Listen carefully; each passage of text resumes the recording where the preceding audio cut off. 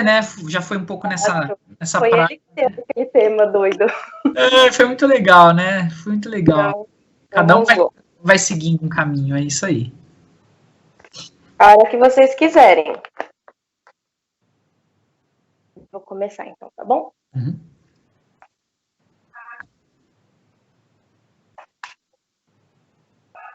Olá, sejam todos bem-vindos a mais um Sala dos Professores. O Sala dos Professores é um programa em parceria da USC aqui com a Empirus Vox TV. E hoje nós vamos conversar com um professor que, apesar da pouca idade, olha, eu vou te falar, o currículo desse homem, viu?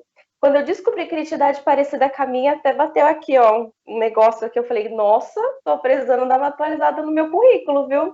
Vou contar para vocês um pouquinho do que ele faz.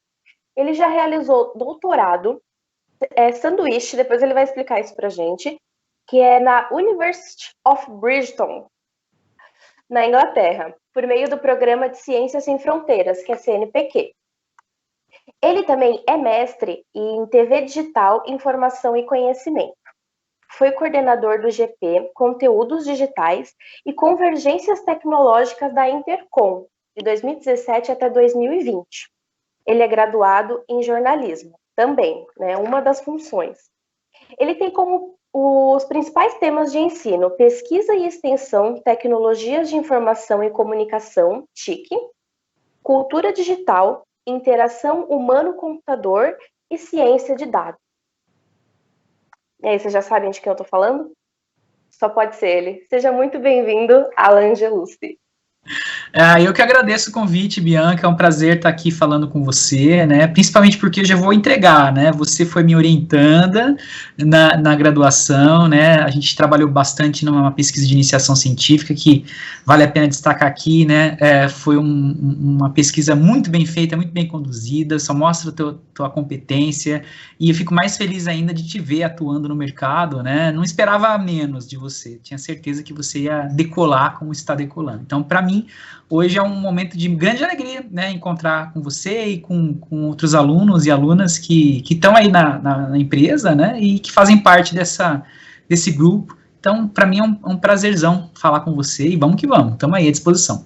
Vamos que vamos, eu agradeço, realmente, quando nós fizemos a iniciação foi um desafio para mim, foi uma coisa assim totalmente diferente, né, do que eu já tinha vivido na vida, um projeto muito legal, e eu falo com orgulho que eu tenho um projeto de iniciação científica CNPq, e foi incrível, foi uma experiência muito legal. Gratidão aí por esse 1 ano que nós passamos juntos. Mas vamos começar aqui batendo um papo, tá? Hoje a gente vai descobrir um monte de coisa do professor, tenho aqui uns segredinhos também dele. Mas vamos começar te perguntando assim, aqui você no seu currículo está falando que atualmente você está cursando MBA, certo? Isso mesmo. E como que você concilia estudar, dar aula, e você também é orientador? Como que funciona essa rotina, assim, para você, tanta coisa acadêmica? Bom, Bianca, eu costumo dizer que eu acho que o aprendizado é algo que a gente leva para a vida toda. Então, é o meu mantra, né? Aprendizagem ao longo da vida. Então, acho que a gente sempre tem que estar aberto a aprender. E eu acho que com a minha profissão, né, de professor universitário, é quase uma condição, assim, necessária, né? A gente estar aberto para a aprendizagem. Então, o MBA que eu estou cursando atualmente é um MBA em Ciência de Dados, né, pela USP, né, o Instituto de Ciências da Computação e Matemática lá do interior de São Carlos. Mas, diante da atual circunstância, né, a gente está fazendo de forma remota as atividades, né, o MBA já era remoto, e eu já paquerava ele já há alguns anos, desde 2017, na verdade, né, ficava ali, flertava, dava aquela piscadinha, mas sempre, né, diante exatamente desse excesso de atividades, eu acabava postergando um pouco mais. Mas, com a vinda da pandemia, né, e com as dificuldades todas que a gente tem enfrentado, eu achei que seria o momento ideal para me colocar para um outro desafio. E por que isso, né? Porque imagino que quando a gente está numa situação que parece que a gente não tem saída ou não tem o que fazer, a gente tem que criar novas perspectivas, né? A gente tem que criar novas janelas para o mundo. Então, eu imaginei que iniciar esse MBA seria uma oportunidade para eu me revisitar, de fato, entrar em uma área que sempre me surtia interesse, que eu já pesquisava, mas sentia um pouco de falta mais de um conhecimento técnico, e eu estou adorando, na verdade, né? Eu tenho ocupado bastante meu tempo, de fato, estudando, descobrindo coisas novas, programando, né? Criando algoritmos, então tudo isso tem me deixado bastante animado, na verdade, né? Parece papo de nerd, né? Mas eu acho que é um pouco nessa linha, quem gosta de estudar acaba encontrando aí nessas atividades um certo prazer. Então tem sido sim um desafio conciliar todas essas atividades, como você bem disse, eu sou orientador também, né, em 2 programas, né, de mestrado na USCS, mestrado em comunicação e mestrado em educação. Então tem em torno aí de 10 a 14, 15, depende do período, né, orientando os que estão sob minha responsabilidade, desde orientando-os de mestrado até orientando-os de graduação e de iniciação científica, como você foi, né, por um período comigo. Então, equilibrar pratinhos, ter um ótimo sistema de gestão de tempo e de organização. Eu uso muito o Monday, que é uma plataforma excelente para eu poder manter ali a linha, né, nas atividades de cada um. Então, eu tenho os prazos, os entregáveis, então eu fico bem atento ao processo e tem tudo caminhado muito bem, né? Então, essa rotina bastante intensa de atividades acadêmicas é uma rotina que, para mim, de certa maneira, é um prazer. Então, eu gosto de estudar, gosto de estar pesquisando, gosto de dar aulas, né? Às vezes é cansativo, de fato, às vezes a gente só quer sentar no sofá e comer e ver televisão, né? Mas, ao mesmo tempo, eu acho que é muito revigorante também a gente poder entrar em contato com novos conhecimentos, saber se organizar diante do tempo, né, e sempre tomar muito cuidado para evitar sobrecargas, né, porque a gente é muito sobrecarregado a todo momento, mas se a gente saber dosar de forma equilibrada todas as atividades que nos causam algum tipo de prazer, eu acho que a gente consegue levar, e é o que eu estou tentando fazer hoje com o MBA e as diversas atividades da USCS, né. E você, então, acredita que você é um excelente professor por ser sempre um excelente aluno, ou não tem nada a ver isso? Agradeço pelo ser excelente professor, né, mas eu tendo a ser muito modesto, porque eu nunca me considerei um excelente aluno. Na verdade, eu sempre me achei um aluno muito na média. Me lembro da graduação, fiz Unesp, Bauru, interior de São Paulo, jornalismo, né, e eu me lembro que eu era um aluno bastante na média. Tinham vários alunos ali que se destacavam, os crânios, né, os que falavam super bem, se davam super bem na câmera, ou faziam um ótimo jornalismo impresso, de revista e digital, e eu sempre fui aquele meio jack of all trades, que a gente fala, né, mais ou menos mediano e tudo, né. Eu gostava de ir nas festinhas, eu tinha às vezes aulas de sábado de manhã, as festas na sexta-feira iam até logo no dia seguinte cedo, eu saía da festa direto para aula na faculdade, então eu vivi tudo isso de maneira intensa durante o meu período de graduação, né. Então eu não me achava, assim, que seria um cara que teria, né, tanto destaque nos estudos, mas a vida, ela é muito surpreendente, Bianca, né, e eu fui percebendo aos poucos, né, que por mais que eu sempre tivesse uma paixão por TV, você sabe disso, eu sempre gostei muito de televisão, não é à toa que acabei entrando em várias disciplinas ligadas à TV, bem no começo da minha carreira, né, eu sempre gostei muito, então a minha experiência inicial no mercado com televisão me mostrou que aquilo de fato era uma paixão, mas que eu poderia atuar com ela de outras formas, né, e aí foi quando chegou o mestrado, foi quando eu me descobri na carreira acadêmica, foi como se fosse assim uma revelação, de fato, que eu não imaginava que eu ia me dar ou me sentir tão bem como professor, como pesquisador. Então, acho que a vida tem dessa, a gente tem que estar aberto para as descobertas, né, a gente tem que estar aberto para os novos caminhos que a gente vai encontrando, né, sempre mais flexível, mais aberto para tudo que possa descortinar para a gente, porque se a gente ficar vivendo uma vida muito quadrada, muito restrita, é chato, né? Então, vamos tentar ser aberto, né, e se descobrir um pouco mais. Essa é a minha perspectiva, meu olhar para a minha vida, e profissionalmente acabou acontecendo isso também. Uau!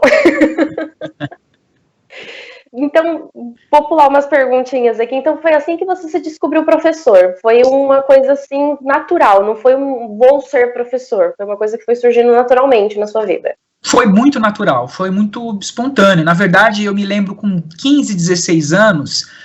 ainda um garoto do interior, né, de São Paulo, eu sempre fui fã de televisão, sempre adorei a TV, mas eu sempre gostei desse olhar mais de, entre aspas, sério, a coisa do jornalismo, né, produção de notícia, questão ética e etc e tal. Então eu desde muito jovem, eu enchi o saco dos meus pais para me levar, eu quero conhecer a TV Tem, que é afiliada da Rede Globo no interior, né. Então eu me lembro de ter visitado várias afiliadas da Globo, feito amizade com jornalista, tirado foto no estúdio, aquela coisa toda, né, aquela magia que quando a gente entra na faculdade sempre é levado principalmente por ela. Então eu sempre achei que eu ia ser um cara da TV, sempre achei. Eu não era muito afeito a jornalismo impresso, em revista, né? Sempre achei que a minha praia ia ser televisão. E foi...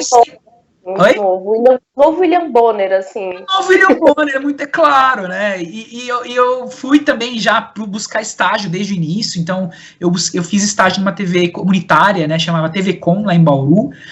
Muito trabalho, a gente fazia de tudo, mas eu aprendi muito nesse período, né? Desde produção, pauta, apresentação.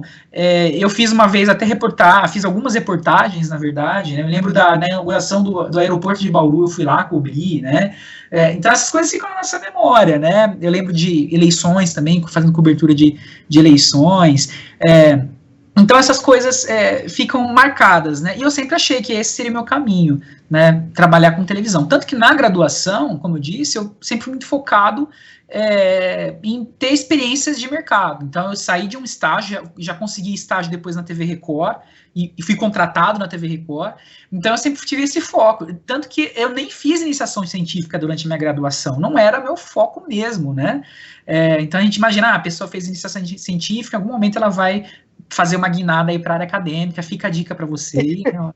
Mas depois eu acabei me descobrindo. Então, acho que assim, a vida ela te dá oportunidades, não é porque você não deixou de fazer uma coisa, não fez algo que você está prejudicado para a vida inteira, ou que, não criei um caminho nisso, não. Acho que a gente tem sempre a oportunidade de recomeçar e refazer planos. Então, acho que a minha descoberta como professor vai um pouco nessa linha, de entender em determinado momento da minha vida que eu tinha outra contribuição a fazer para a sociedade, que a minha função como jornalista no mercado tinha sido cumprida, né, naquele momento, e que agora se descortinava uma nova oportunidade para eu atuar e colaborar com a sociedade. Então, eu me sinto muito, muito completo hoje em dia, muito bem situado dentro dessa área que eu escolhi, professor universitário.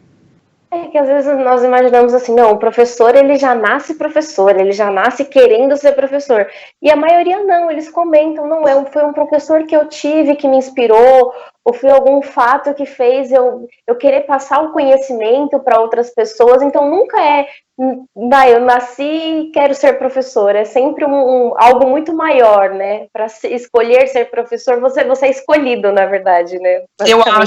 Eu acho que existe uma coisa meio de destino, né? Minha mãe, ela sempre foi professora, depois ela acabou indo para uma outra área, né, de atuação, mas eu sempre tive um pouco desse exemplo dela, né, do cuidado, né? Eu me lembro muito da minha infância e lendo um livro do Ganimedes José, que se chama Amarelinho, né, fala muito dos problemas sociais, né, das pessoas desamparadas, e eu me lembro muito, eu empolgado com aquela leitura, e ela tirando a minha lição no final do dia, chegava cansada do trabalho, e ela com toda aquela didática dela, por ser professora, me indagava, perguntava sobre o personagem, né, fazia todo um inquérito, e esse cuidado, esse tato dela em lidar com as pessoas, né, eu acho que de alguma maneira, indiretamente, foi me inspirando a tentar ser um pouco assim com os outros, e aí quando eu me vi como professor também, me lembro muito dela nessa ideia de cuidado, como a gente fosse um enfermeiro do saber, né, tá sempre cuidando dos outros e buscando dar bem-estar para as pessoas, para que elas possam voar e, enfim, conquistar seus espaços, né. E faz isso muito bem. Agradeço. Você comentou que você está fazendo MBA, e você comentou comigo também que você tem um foco na questão de inteligência artificial. Aí eu falei assim, inteligência artificial, na hora me veio vários filmes do Stallone na cabeça, do Will Smith, aqueles robôs que vão destruir o mundo. É isso ou não? Não tem nada a ver com o que eu tô pensando. Eu acho que o cinema, aliás, ele é um excelente termômetro, né, porque ele sempre potencializa algumas questões que já vão sendo, de fato, exploradas pela ciência. Então, quando a gente olha um pouco Star Wars e aquele período dos anos 60, né, e todo aquele fetiche com a tecnologia, né, e com a ficção científica, não é besteira. De fato, a gente havia ali naquele momento da ciência uma explosão enorme, né, de grandes descobertas ligadas à área de computação, né, ligada à área de inovação tecnológica, né, e então quando a gente observa esses filmes de hoje, falando sobre inteligência artificial, os robôs, né, é lógico que há ali, claro, todo um componente narrativo que potencializa o papel da inteligência artificial na sociedade, mas a gente também pode, guardadas as devidas proporções, entender que a inteligência artificial hoje é uma área de conhecimento extremamente relevante para o nosso presente e olhando para o nosso futuro. Porque cada vez mais, em todos os setores do conhecimento e do mercado, nós estamos se guiando, né, por decisões maquínicas, né, ou seja, a gente está cada vez mais respondendo ou confiando em algoritmos das máquinas para fazer tomadas de decisão, tomadas que sejam mais otimizadas, né, decisões mais otimizadas, mais ágeis, e claro, isso ajuda o homem, né, melhora a sua capacidade de enfim, fazer gestão não só do conhecimento, mas dos objetos da vida. Então, creio que a inteligência artificial ela tem um papel fundamental hoje em dia, no mundo em que a gente está cercado por algoritmos, por equipamentos tecnológicos. Então, eu me interessei bastante por essa área, né, eu acho que, particularmente, pessoalmente, o Alan é quase que um viciado em predição, então eu sou um cara muito, tendo a ser muito organizado, então eu gosto de me planejar muito, né, e de vislumbrar, bom, daqui tantos meses, o que vai acontecer, ou como a gente pode planejar o projeto, então eu gosto muito disso, de me planejar e de executar as ações e entregar tudo no prazo, da maneira mais adequada. Eu acho que eu me apaixonei um pouco pela ciência de dados por conta disso, porque ela tem essa capacidade de ajudar a gente a criar possibilidade de fazer previsões, né, de olhar para dados concretos, cientificamente construídos, e a partir disso tomar uma decisão baseada na ciência, né, uma decisão correta, uma decisão acertada, uma decisão que tende a nos dar a melhor resposta. Então, acho que foi um pouco nesse sentido. E aí, quando a gente fala de robôs, é claro, a gente está cercado por robôs hoje em dia, né, quando a gente lida com redes sociais, quando a gente lida com Waze, né, para nos ajudar a dirigir pela cidade, na verdade são pequenos robôs em formatos de software que estão ali dizendo para a gente, olha, toma essa decisão, toma aquela, não precisa ser um ciborgue, né, que vai acabar com a raça humana, mas eu acho que ele pode ser um grande aliado, na verdade, e existe um caminho muito longo ainda para ele se tornar essa máquina mortífera, né? Esperamos que não chegue a isso, mas ainda a área de ciência artificial, da inteligência artificial tem muito a evoluir, a gente tem bons conhecimentos em algumas áreas de aplicação específicas, mas assim, para a gente chegar num robô que tem sentimentos, sensações humanas, que vai fazer tomadas de decisão como seria ali no Her, né, no filme Her, que influencia inclusive, né, nos sentimentos humanos. Acho que ainda a gente vai demorar um pouco para chegar, mas a ciência ela é formidável, ela nos dá respostas. Eu sou um grande entusiasta da ciência, né, e a gente viu no caso inclusive da pandemia como ela tem nos ajudado, né, em menos de um ano, com vacinas muito promissoras para reduzir, né, a pandemia da forma que a gente está vivendo hoje, né. Então eu acredito muito na ciência. Eu acho que essa área específica da ciência de dados traz uma série de componentes aí que tem muito a ver com a minha personalidade. Então, acho que é um pouco isso também. A gente tem que pesquisar o que gosta, o que sente prazer, né? E então, eu me enfiei nessa, tô ali imerso aprendendo Python, programar em Python, entendendo o que é machine learning, conhecendo um pouco de estatística, ou seja, nada a ver com o que eu inicialmente me formei, mas eu acho que essa é a ideia, né, do que eu disse no começo, né, do aprendizado ao longo da vida. A gente tem que sempre se desafiar e conhecer novas fronteiras de conhecimento. Eu sempre fui muito ousado nesse sentido, sofro, fico ali quebrando cabeça, já tive vários dias que eu tinha que entregar avaliações do meu MBA, e eu fiquei o dia inteiro com dor de cabeça, porque eu olhava para aquelas contas, né, para aqueles algoritmos, eu não entendia nada, mas... E aí, aquela dor de cabeça terrível, que você força a sua cabeça para tentar entender, mas depois você consegue executar o algoritmo, consegue entregar o exercício, e aí você acerta, você sente quase que um prazer, assim, de, nossa, dei mais um avanço, né, subi mais um degrauzinho no meu conhecimento. Então, isso compensa tudo, a dor de cabeça vai embora. Que eu ia comentar, você falou, não tem nada a ver com a minha formação atual. E realmente, quem faz comunicação geralmente é para fugir totalmente de números, de algoritmos, de, sabe, essas coisas assim, a gente quer fugir mesmo. E você conseguiu unir a comunicação com os algoritmos, isso é perigoso, viu? Você sabe, Bianca, que a gente está entrando num momento da história que não tem mais um ponto de volta, né? Nós seremos uma geração fortemente marcada pelas tecnologias de informação, né? Já somos, né? E seremos cada vez mais.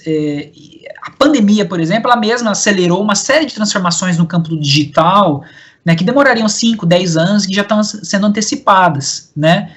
Então, eu vejo que, mesmo para nós, né, graduados na área de comunicação, vai ser inescapável que os currículos sejam atualizados, né, para que nós possamos, então, pensar em roteiros, pensar em narrativas que se beneficiem do uso dos algoritmos, né? Então, acho que em um futuro muito próximo, a nossa área vai ser uma área também transformada pelos algoritmos, transformada pela ciência de dados. Então, não dá tanto para escapar dos números. Eu vejo que é um caminho que, vez ou outra ali, em algum momento, cedo ou tarde, a gente vai ter que lidar com eles. Então, eu resolvi me antecipar um pouco e já sofrer o que for necessário. Mas é claro, é uma grande brincadeira. Acho que todos, de alguma maneira, todas as áreas vão ser contaminadas, digamos assim, pelos algoritmos, pela computação, e eu vejo isso como uma coisa boa, porque ela não vai engolir área nenhuma. Nós vamos ser sempre radialistas, jornalistas, né, publicitários, só que com novas competências, novas habilidades atualizadas ao momento histórico que a gente vive, que é fortemente marcado pelas tecnologias. Apenas para agregar e facilitar, né? Não para prejudicar ou de forma alguma. Mas Exato. Deixa eu te fazer uma pergunta. A gente já está indo para o finalzinho do programa. Oh, meu Deus. Oh, meu Deus. E a gente comentou sobre filmes e você também comentou que você é um grande fã de séries. Qual que é a sua série preferida, então?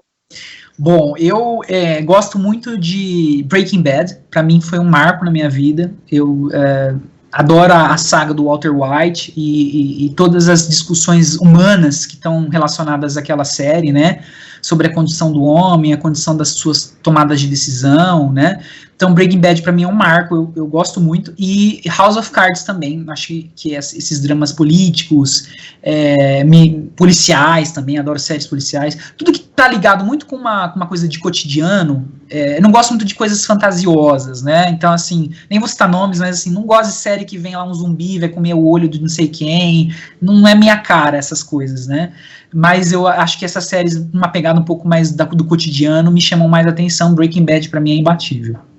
Qual que é a sua comfort série? Sabe o que é comfort série? Aquela série que você, eu vou dormir, vou colocar aqui essa série, porque se eu dormir eu já assisti umas 10 vezes, não tem problema nenhum perder.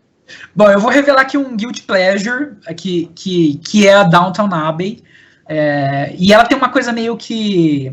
Essa série tem uma questão quase que pessoal também, né? Eu, como você viu lá no meu currículo, eu tive um tempo em Brighton, né, na Universidade de Brighton, fazendo meu doutorado de sanduíche, que você citou, e Brighton fica no sul da Inglaterra. E eu estava lá mais ou menos em 2012, né, e eu morava numa casa de uma senhorinha, estava hospedado na casa de uma senhorinha, ela assistia todo dia, no final da tarde, Downton Abbey. Na época estava sendo transmitida pela ITV. E eu achava aquela série meio brega, porque era uma série histórica, né, muito local, assim, da cultura inglesa, né, não via, I do want a cup of tea, achava aquilo meio brega demais. Mas depois passados os anos, acho que ganhando uns cabelos, quer dizer, perdendo uns cabelos e ganhando alguns cabelos mais grisalhos, né, eu gostei da narrativa, do ritmo, é um pouco boring mesmo, uma coisa mais devagar, né, lenta, mas eu gostei muito da dinâmica, da forma que a história se desenvolve, então é aquela que eu ligo às vezes no final do dia ou à noite, antes de dormir, para acompanhar e dar aquela relaxada. Exato. Aquela relaxada. Antes de finalizar, eu preciso falar uma coisa muito importante. Você mencionou para mim que você mudou totalmente no último ano a sua vida na saúde, né? Na sua parte de alimentação, de exercícios. Então, vamos dizer que da pandemia você tirou um momento que você se reinventou nessa pandemia e você perdeu quantos quilos? Foram 35 quilos que eu perdi fazendo dieta somente e caminhadas. Caminhadas, porque não ia para academia, né, não tinha como ir lá puxar ferro, etc.